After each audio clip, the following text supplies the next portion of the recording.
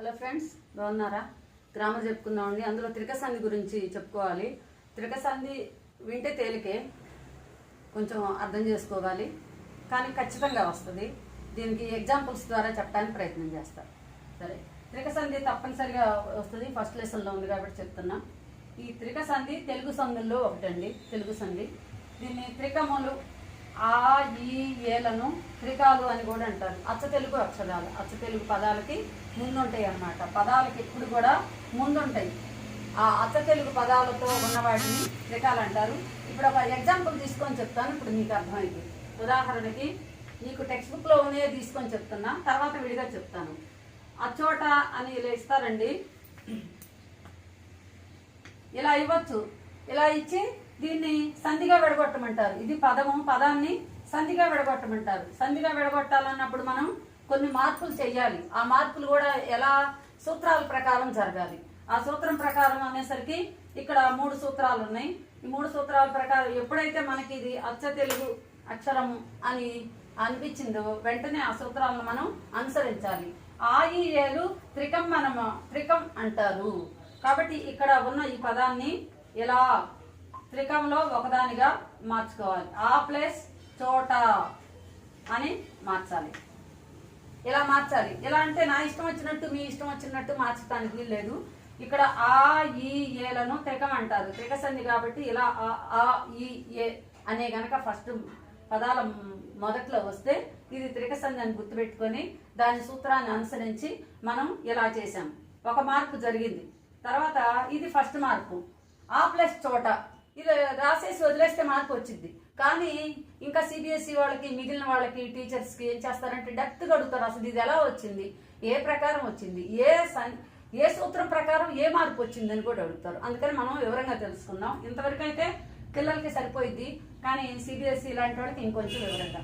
ఇప్పుడు ఇక రెండవ సూత్రం ప్రకారం త్రికమ్మ మీది అసంయుక్త హల్లునకు ద్విత్వము బహుళం అవుతుంది. త్రికమ్ము మీది అంటే మీది అంటే ఇది త్రికం అన్నాం కదా. ఇది అచ్చ తెలుగు అక్షరం, అచ్చ తెలుగు పదాలకు ముందుండ అచ్చ తెలుగు అక్షరం. ఈ త్రికముతో కలిపి ఉన్న ఈ హల్లుకి దీన్ని అసంయుక్త హల్లు. దీంట్లో ఏమన్నా కలిసిందేమో చూడండి. ఏమన్నా కలిసిందా? ఒక్కటే ఉంది, చో అనేది. చావత్తు కానీ లేకపోతే వేరే ఒత్తులు కానీ కలిస్తే దాన్ని సంయుక్తము అంటారు. కలవలేదు కాబట్టి అసంయుక్తం అంటారు. ఇవన్నీ కూడా ఏంటంటే కొంచెం గ్రాంధిక భాషలో ఉన్నట్టుంటాయండి. వీటిని పారిభాషిక పదాలు అంటారు. వీటిని తెలుసుకోవాలన్నమాట. అది తెలుసుకుంటే మీకు తేలిగ్గానే ఉంటుంది. 10th క్లాస్ వాళ్ళకి అయితే ఈజీగానే వచ్చేస్తారు. 10th, 9th, 8th నుంచి కొంచెం స్టార్ట్ అయ్యింది కాబట్టి వాళ్ళకి ఇబ్బంది, మిగిలిన బాగానే ఉంటుంది. సరే, ఇప్పుడు ఆ ప్లస్ చోట ఇది అసంయుక్త హల్లు, దీనికి ఏం కలవలేదు కాబట్టి రెండో సంధి ప్రకారం, రెండో సూత్రం ప్రకారం ఏం చేయాలంటే దీన్ని మొదటిది ఇలా విడదీసేసాము, ఇది అయిపోయింది. రెండోది దాన్ని అలాగే తీసుకొచ్చి రెండో మార్పు దీనికి చావొత్తిచ్చుకోవాలి. ఆ ప్లస్ చోట అయింది. ఈ రెండో సూత్రం ప్రకారం ఇలా అయింది. అంటే 2 మార్పులు జరిగింది. ఇక్కడ జరిగింది మార్పు, ఇక్కడ జరిగింది మార్పు.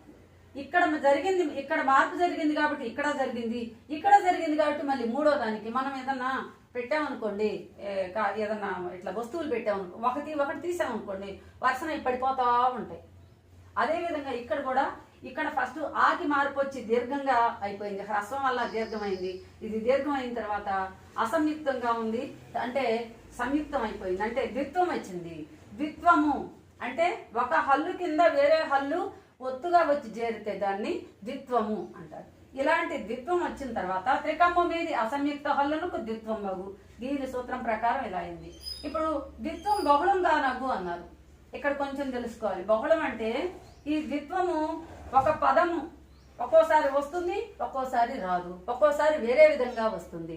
అందుకే ఏం చెప్పారంటే ఒక వ్యాకరణ కార్యం నిత్యంగా రావడం ఎప్పుడు అది అకార సంధి చెప్పేటప్పుడు కొంచెం వివరంగా చెప్పుకుందాం. దీన్ని మళ్ళీ వివరంగా చెప్పుకుందాం అండి. నిత్యంగా ఒకసారి వస్తుంది, ఖచ్చితంగా వస్తుంది. కొన్ని పదాల్లో రాదు, కొన్ని పదాల్లో మార్పు చెంది వస్తుంది, కొన్ని పదాల్లో వేరే విధంగా వస్తుంది. కాబట్టి దీన్ని బహుళం అంటే మన బహుళార్థ సాధక ప్రాజెక్ట్స్ అంటాం. ఇంకా ఏమంటాం? మల్టీపర్పస్ ప్రాజెక్ట్స్ అంటాం ఇంగ్లీష్లో. అదేవిధంగా అనేక రకాలుగా సంధి జరగటాన్ని ఇక్కడ బహుళం అన్నారు. ఇది వదిలేసేయండి. ఇక్కడ మాత్రం ఆ ప్లస్ చోట ఇక్కడ ద్విత్వము అయింది. అంటే ఏంది? ఇక్కడ ఒక మార్పు వచ్చింది, ఇక్కడ కూడా మార్పు వచ్చింది. ఈ 2 మార్పులతో మరి 3వది కూడా మారాలంటే ఈ అక్షరంలో ఏం మార్పు రాదు. ఈ చివరున్న అక్షరం మార్పు రాదు, ఈ రెంటికే వస్తాయి. ఎప్పుడైనా కూడా ప్లస్ కి ముందున్న అక్షరానికి ప్లస్ కి తర్వాత ఉన్న అక్షరాలకు మాత్రమే జరిగింది సంధి. మార్పులు చేర్పులు ఏది జరిగినా ఈ రెండుకి మాత్రమే జరిగింది, కానీ ఈ తర్వాత ఉన్న అక్షరాలకి ఏముండదు. అర్థం మారకుండా ఉంటే చాలు. కాబట్టి ఇప్పుడు ఆ ప్లస్ చోట అయింది కదా. ఇప్పుడు మూడో సూత్రం ప్రకారం విరుక్తమైన హల్లు పరమైనప్పుడు ఆచికమైన దీర్ఘానికి హ్రస్వమగు. విరుక్తమైన అంటే విరుక్తం అంటే ఇక్కడ రెండు వచ్చింది కదా హల్లు, దీనికి ఆచికానికి విరుక్తమైన హల్లు పరమైనప్పుడు అంటే కలిసింది అని. ఆ ప్లస్ చోట రెండు కలిసినాయి కదా. ఇట్లా కలిసినప్పుడు ఏమైందంటే ఇది వెంటనే మార్పు చెంది దీన్ని ఏమంటారు, దీర్ఘము అంటారు. ఈ దీర్ఘం కాస్త ఏమైంది, హ్రస్వము అయింది. హ్రస్వం అంటే ఆ ప్లస్ చోట యథావిధిగా వచ్చేసింది. కాబట్టి ఇక్కడ ప్లస్ అవసరం లేదు, ఇక పదం పదంగానే వచ్చింది. ఎప్పుడైనా మనం పదం చేయాలంటే ఎప్పుడైతే తీసుకున్నామో ఆ పదం రూపంలోకి రావాలి. సంధి నువ్వు ఎన్ని మార్పులన్నా జరగనండి, ఎన్ని మార్పులు చేర్పులు చేయనండి, ఏ పదం అయితే ఇచ్చారో ఆ పదాన్ని అలా చేసేయాలి. అప్పుడు ఆ చేసేటప్పుడు సంధిలో మార్పులు జరుగుతాయి. ఆ మార్పులు సంధి సూత్రాలకు అనుకూలంగా జరుగుతాయి. కాబట్టి ఇలా వచ్చింది. ఇప్పుడు మళ్ళీ ఇంకొకసారి చూసుకుందామా. త్రిక సంధి ఇచ్చారు, అచ్చోట అని ఇచ్చారు. అచ్చోట అని ఇచ్చినప్పుడు మనకి ఏం జరుగుతుంది, మామూలుగా అయితే ఏం చేయాలి, త్రిక సంధి మళ్ళీ చెప్తా చూడండి. లేకపోతే ఇచ్చోట అని ఇచ్చారు అనుకోండి. ఇప్పుడు ఎగ్జాంపుల్స్ చెప్పుకుందాం. ఇచ్చోట అని ఇచ్చారు. ఇచ్చోట అన్నప్పుడు ఏం చేయాలి, వెంటనే ఇలాగే రాయకూడదు. వాళ్ళు ఇచ్చింది చేస్తే మీరు గొప్పే ఉంది, మార్చాలి కదా. దీన్ని ఏంది, దీన్ని తీసుకొని ఏం చేయాలి, ఇక్కడ ఉన్నాయి కదా ఇలా మార్చుకోవాలి. మొదటి సూత్రం ప్రకారం ఈ ప్లస్ ఎప్పుడైతే ఇది మారిందో ఇక్కడ ఈ ప్లస్ చోట ఇది ఇక్కడ ద్విత్వం ఎగిరిపోతుంది. ఈ ప్లస్ చోట అయింది. ఎప్పుడైతే ఇక్కడ మార్పు వచ్చి ఇక్కడ మార్పు వచ్చిందో మళ్ళీ రెండవ సూత్రంలో ఇది మొదటిదైంది.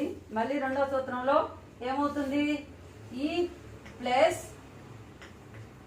ఈకి చాకి ద్విత్వము బహుళం అవుతుంది, లేకపోతే ద్విత్వం అవుతుంది. ఇలా ద్విత్వం అంటే చెప్పాను, హల్లుకి హల్లు ఒత్తుగా వచ్చి జారటం వచ్చేసింది.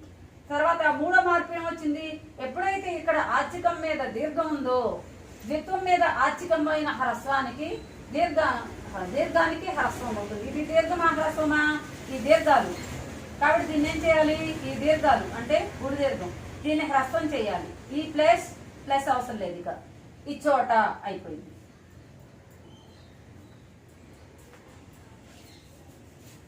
అక్షరాలు కూడా చక్కగా రాసుకుందాము.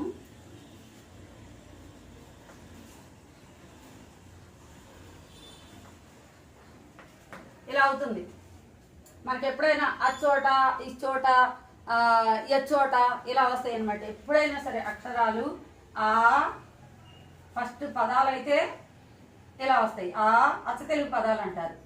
ఈ ఏ ఇలా పదాలు వస్తాయి. వీటిని ఏమంటారంటే అచ్చ తెలుగు పదాలు అంటారు. వీటిని ఏం చేయాలి, ఆ ఈలు సర్వనామాలుగా విడదీసుకోవాలి.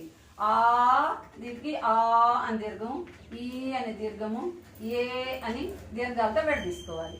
ఇలా విడదీసుకుని అయ్యింది సర్వనామాలు అయిపోతుంది. అప్పుడు మొదటి సూత్రం వర్తిస్తుంది. సరే చూసారా, ఇంకోసారి చెప్పమంటారా. అచోట అని పదం ఇచ్చినప్పుడు ఎప్పుడైనా పరీక్షల్లో పదాలు ఇచ్చినప్పుడు ఇలా ఇచ్చినప్పుడు ఏం చేయాలంటే ఇట్లా మార్చుకోవాలి. ఇట్లా మార్చాలంటే సంధి సూత్రాలను అనుసరించి మార్చాలి. మొదటి సూత్రం ప్రకారం ఇక్కడ ఆయిలు త్రికమ్మనబడును అనే దాని ప్రకారం ఇక్కడ త్రికాన్ని మార్చాము. ఇక్కడ త్రికాన్ని మార్చి ఆ ప్లస్ చోట అయింది. ఆ ప్లస్ చోట ఇది మొదటిది. ఇక రెండోది ఏమవుతుంది, ఇక్కడ దీర్ఘంతో కలిసి ఉంది కాబట్టి దీనికి ద్విత్వం అవుతుంది. రెండో సూత్రం ఏంది, త్రికము మీది అసంయుక్త హల్లునకు ద్విత్వం అగు. త్రికం అంటే ఇదని చెప్పాను. త్రికం మీది అసంయుక్త హల్లు ఇక్కడ ఉంది, ఇది ద్విత్వం అయింది. ఇది ద్విత్వం అయింది కాబట్టి తర్వాత ఇక్కడ చూడండి, ఇది వదిలేసి విరుక్తమైన ఆచ్చిక దీర్ఘము హ్రస్వం అవుతుంది. ద్విరుక్తమైన ఇక్కడ ఉంది కదా, ఎప్పుడైతే ఇక్కడ ద్విరుక్తమైందో ఈ దీర్ఘం కాస్త హ్రస్వంగా మారింది. హ్రస్వం అంటే ఏంటి, ఆ. దీర్ఘం అంటే ఏంటి, ఆ. హ్రస్వం ఈ, అది దీర్ఘము ఈ. ఏ హ్రస్వము ఏ దీర్ఘము. ఇలాగా మనం ఈ సంధి సూత్రాలు తప్పకుండా నేర్చుకోవాల్సింది. సంధి సూత్రాలు నాకు రావు, నాకు కన్ఫ్యూజ్గా ఉంది అంటే కుదరదు. ఇవి వస్తేనే వస్తాయి మీకు. లేదా ఇవి కొంచెం బండ గుర్తులు ఏంటంటే ఎప్పుడైతే ఇక్కడ ఆ ఆ అనే పదం ఉండి తర్వాత అదే ద్విత్వం కనుకుంటే త్రిక సంధిని వెంటనే గుర్తుపట్టాలి. ఉదాహరణకి మరి ఇలా ఉంది, అన్యాయము అని ఉంది. మరి ఇదే సంధి అవుతుంది, ఇదే సంధి అవుతుంది. మరి ఇక్కడ ఆ ఉంది, ఇది అచ్చ తెలుగు పదమా? మరి ఇక్కడ ఏముంది రెండోది? ఇది కరెక్టే. ఇక్కడ ఏముంది? నా ఉంది. నాకు యావత్తు ఉంది. నాకు యావత్తు ఉంటే ఇదేమవుతుంది? అచ్చ తెలుగు పదం కాదు. కాబట్టి ఇది త్రిక సంధి కాదు. ఆ ఉన్నంత మాత్రానే అది త్రిక సంధి అని అనుకోకూడదు. ఆ కానీ, ఈ కానీ, ఊ కానీ ఉన్నంత ఏ కానీ ఉంటే త్రిక సంధి అనుకోకూడదు. త్రిక సంధికి ఆ అచ్చ తెలుగు ఆయి ఏలే కాకుండా ద్విత్వాలు ఉండాలి. తప్పనిసరిగా ద్విత్వాలు ఉంటే అవి తెలుగు పదాలు అయి ఉంటాయి. ఆ తెలుగు పదాలకి ఇలాంటి సూత్రాలు వర్తించి సంధి జరుగుతుంది అని అర్థం. మరి అర్థమైందా? దీన్ని షార్ట్ తీసి పెడతాను, చూసుకోండి ఒకసారి. నమస్కారం. ఏమైనా డౌట్స్ ఉంటే నాకు కామెంట్ చేయండి.